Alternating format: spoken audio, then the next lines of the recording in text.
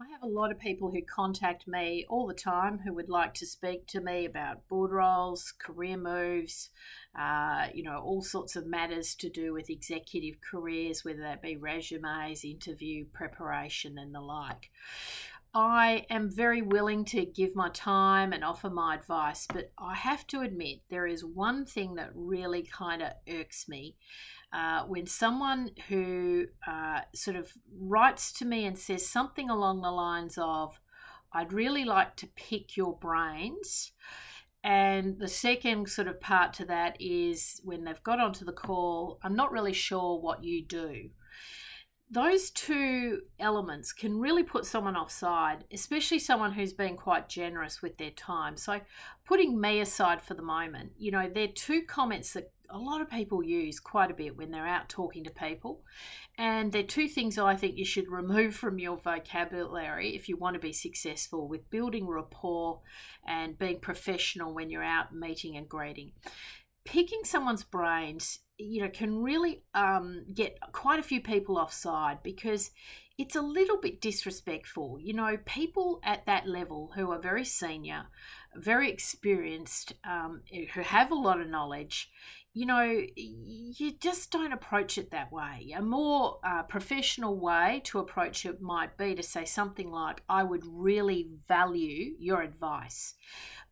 Could I have 10 minutes of your time? I'm dealing with this matter. Just step up the language to be a little bit more professional, a little bit more positive, and a little bit more respectful of that person and their knowledge. People don't always share knowledge freely. It's a huge misconception that everyone's going to tell you the secrets of the industry, how to, what are the secret hacks, how to get ahead in life. Take time out of their busy business or schedule to give you practical, helpful advice.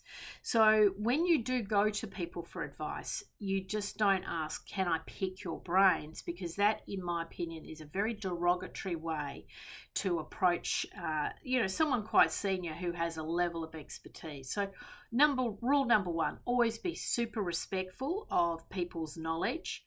Be mindful that not everyone is going to share their knowledge freely with a stranger.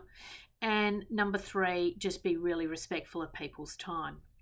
The second thing is if you have booked into anybody's diary, if you are spending time or going out on a call about a new job or meeting with people, please, please, please do not walk into that meeting and say, I don't know anything about you. Tell me about yourself or tell me about your services and so on. It is just such a huge mistake because you can go and do so much research on someone before you meet with them. You can go and look at their website, you can look at their LinkedIn profile, you can look at their thought leadership, you can study their last speech.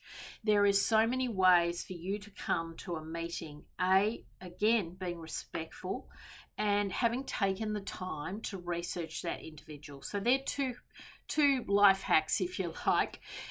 We're not going to pick anyone's brains going forward, and we're not going to be sort of saying to someone, I haven't had any time to bother to see who you are, learn anything about you in the market, and yet I've booked into your diary to spend 20 minutes with you.